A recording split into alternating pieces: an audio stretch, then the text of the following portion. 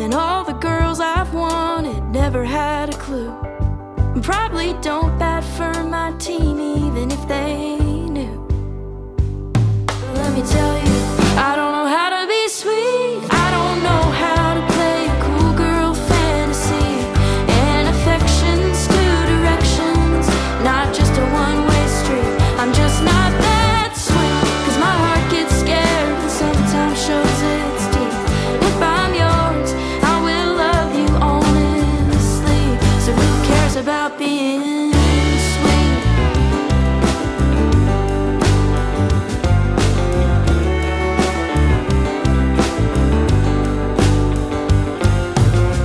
Try to be softer, more digestible. Diet versions of myself, terrified of feeling full. I've squeezed these hips into someone else's jeans, and I have said I'm sorry when I didn't need to be. I curse when I'm angry, shit, I curse when I'm not. I've come off too cold and I've come on too hot. Whoa. Look at you. Jobi Riccio in the flesh. In the virtual flesh. Yes. You know, Jovi, what is it about you that you're always in such great emotional state? Like every time we cross paths, there's like an aura of vibes around you. What is it? Wow. I don't think anyone's ever told me that, but I don't know. I'm just like happy to be here, you know? Happy to exist. Happy to exist. The sun is shining today. It's a beautiful day in Nashville. Oh, you're in Nashville, right? I am in Nashville. So, Yeah. it's not a freezing sunny day, one of those that trick you, and then you go and it's like 20 degrees. It's not like that. Yeah. Okay. No, it's like genuinely like 40 degrees. Like if the sun is like, you can feel it. It was just outside.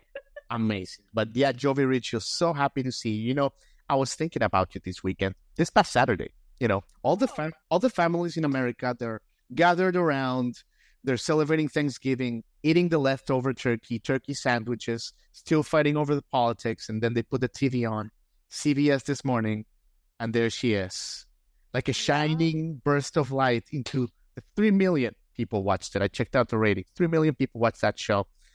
My God, what a Thanksgiving for you, Joey. I know. It was so cool that I got to do that because I was with my family. So people, like, I don't have any bigger fans than my family. I'm very lucky. They're very supportive. They all have their, like, shirts. You know, they have my shirts, and they all were wearing them. And we all got together and watched it together, and it was very fun. And it was almost like a sporting event or something. Sure. The Jovi Riccio Super Bowl. Yeah. Right. It was, you know, the biggest thing that's happened to me in terms of, you know, public reach. So when you're sitting with your family, looking at yourself and seeing the performance, are you self-critical? Are you like, oh God, I missed a note or this, or are you allowed to like enjoy the moment? I really try to push past the instinct to be self-critical because I think it can steal a really special moment. I mean, the first thing I thought was like, oh, it's a little off there. But like, then I was like, turn that off. Like, this is so cool. Like, you look at and I like looked over and just like saw my sister just like so excited, face beaming. And I was like, okay, I gotta just, oh yeah, boys, just take a freaking chill pill and let's enjoy. I love that. I love that you did that, Jovi. And you know, what a year you've had. There's almost too many highlights to discuss. But I guess when you've had a year like this one, Jovi, is it almost better that, you know, you had to fight for this a little bit? Like what I mean is you weren't like a child prodigy, like at 11 years old, everything was handed to you. No, like, you know, you were out there bartending, you were managing, you know, ski stores, you know, in Colorado, like you earned this, you know. You've done your research on all of my random jobs. Listen, we have all done that. Oh, yeah. I mean, I really feel like this is something I have been working towards for a long time. I'm 25, so I think a lot of, there's some people that's like on the older side of the 20s, to some people that's like so young, but I've been performing and gigging since I was about 15, so almost 10 years now. And yeah, through it all, I mean, definitely I graduated college in 2020, and like how, just always having to work day jobs. I still have a day job. Like there's a lot of different ways that a lot of different things that you have to do to make this work. And I have put in a lot of work, and sometimes I even forget that because things have been happening really rapidly all of a sudden for me. And of course, imposter syndrome is something that I think everybody struggles with. So, and I'm in a town surrounded by amazing, wonderful writers. I mean, and some of my best friends are some of my favorite songwriters out there doing it. And like there's the part of me that wishes I could just like share, like it's like hard to like share the wealth. Like it's hard to feel like sometimes like I don't know why, but then I'm like, I think of all the work I put into this album, and all the work my co-producers put into this album, and the musicians who played on it. And I'm like, I should just try to enjoy this and just be grateful, because it's really, really, yeah, I just feel really lucky, honestly. Yeah. And I mean, I've crossed paths with you a few times this year. You probably don't remember this because I didn't even remember, but like I was there at Newport at the end when you did that song with Grace Powers and Valerie June and the Muppets and all that. Yeah. And like that was the first time that I was like, man, that girl's got good vibes, like just like an aura of cleanliness. But then when I really met you was at the Basement East honoring John Prine. And, you, of course, for my audience doesn't know, you were named the 2023 recipient of the John Prine Songwriter Fellowship Award. You had the biggest smile. People were like taking turns hugging you. It was pretty great. Yeah. What do you remember from this night and kind of Fiona Prine and just like, man, what an honor, right? Yeah. I mean, it's really, those things are so fun because there's, an element of almost like a school production or something of like everybody's like, okay, and now you get on stage and you go on stage, and it's just like this cool backstage hang of all of these really amazing, lovely people. I mean, I think that everybody associated with John Prine and the Prine family is like the most genuine and kind and like open person. At least that's been, like I have only ever had that experience. So it was very cool. And I just really had a blast. Like there's the song I sang, Long Monday, is one of my favorite love songs because there's just this aura of pure joy in it, of just like silly, goofy joy. And I think I've always loved that about John's music. And that's something I want to, like put more into my own music because I really think it brings out the best in people. Yeah. So it was like, yeah, it was a wonderful night, just like a happy family reunion of sorts. Yeah, I love it. And I'm so glad you very well said that. And I'm glad that you mentioned the word, that it's like a theater production, because like, just bear with me. Let's go to Mullen High School for a second, and let's go to like, let's go to like the Hairspray production, right? And young Jobi Riccio, just like being part of like incredible acting and all that. Like, were you like the most popular girl in Mullen High School, Jobi? No, I was not. I was like very. I mean, I went to it was a private Catholic school. For those not familiar with Mullen High School, it's private Catholic school in Denver, and I was raised Catholic, but it wasn't really for me. And like, yeah, I mean, I definitely found my people. I would not say that I was popular though. Like everyone was like sort of, in their own interest groups, like it didn't really feel like cliques, but everybody like, it's sort of like, oh, you're interested in theater or like artsy stuff. You're part of this very small sect of the school. Okay. The vast majority of the kids are, very into like sports and, like there's a huge emphasis on like, just like school and studying. And I was always really interested in like, I was taking like mandolin lessons and like nobody knew what that was. Right. Like what is this Jobi doing? You know? Yeah, I just don't think no one was, I was not like bullied or anything, but like, I do think I was kind of a weird girl. But yeah, I try, everyone. No, it's true. I've always wondered for someone like you that you've had your purpose so clear from so early. Man, like if you're teaching me about like, I don't know, the mitochondria of the cell, and it's like, like, like I'm thinking about G chords in my head, like that must be so hard.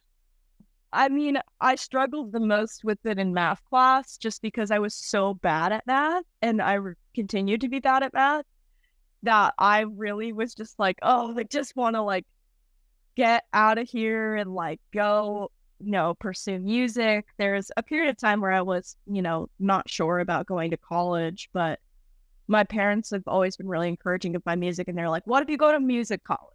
And I was like, okay, fine. We're talking. Like sort of a wonderful compromise of like, and honestly, I'm so glad I went too, because I learned so much going and studying music more seriously, because I didn't have real formal, at least not like music theory training before I went to college, and I learned a lot. So because you went to Berkeley, because Berkeley is very like, it's very like, okay, cool, you can sing and this and that, but you gotta like be technically good, right? You just have to know what you're doing. Okay. I mean, like that's a big, I would say that like they really emphasize professionalism, and like you need to know what chord it is you're playing. And like sometimes it's hard now that I'm out of that environment, because I'm like,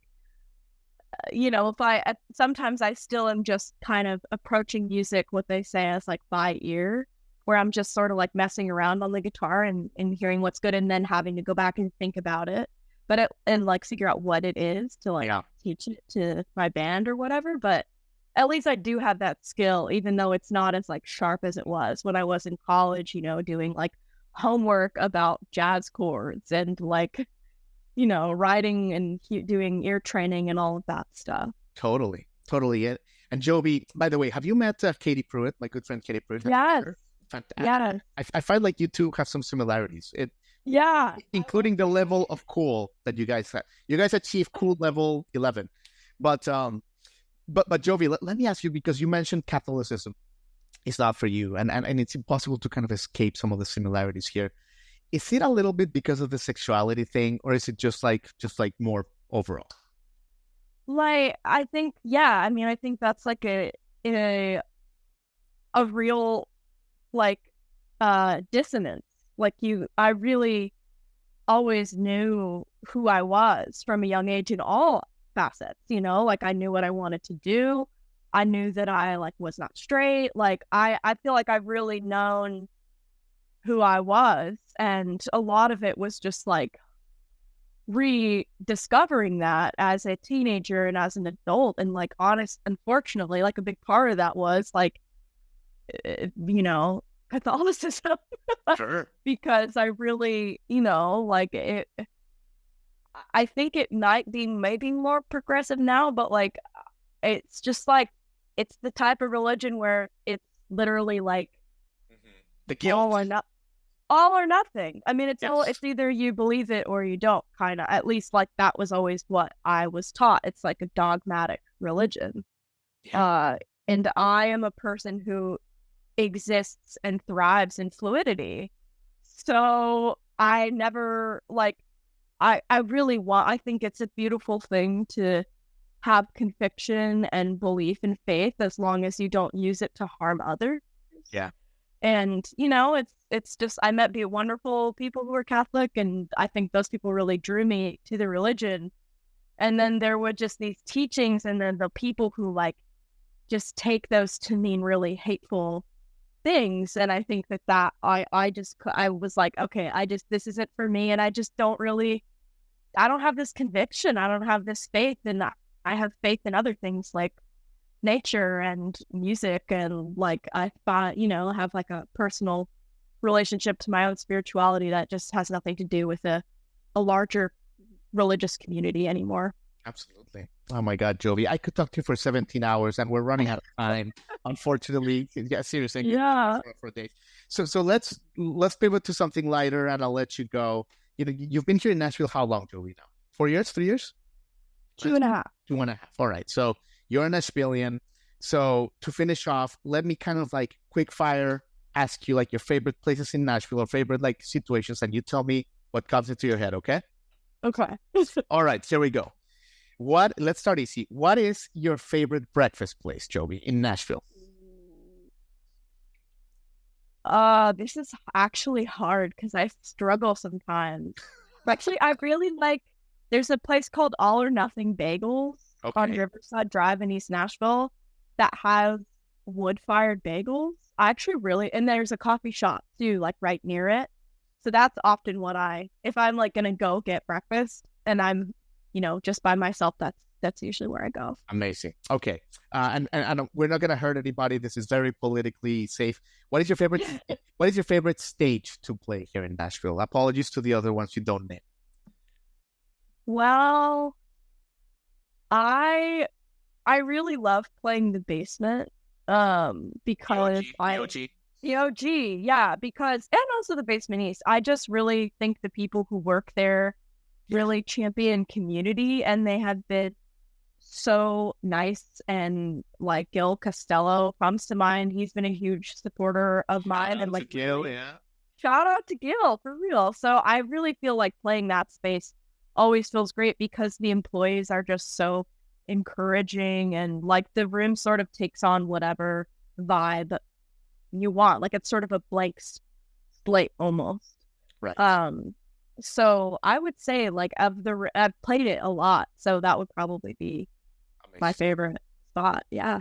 All right, last one, Joby. What is your favorite, let's say, food guilty pleasure? Let's say the world is gonna end and you can eat at one fast food place or one donut place or something guilty pleasure in Nashville. Where do you go? There's this place. I don't know if it was like a pop-up in Lakeside Lounge called Bach Box.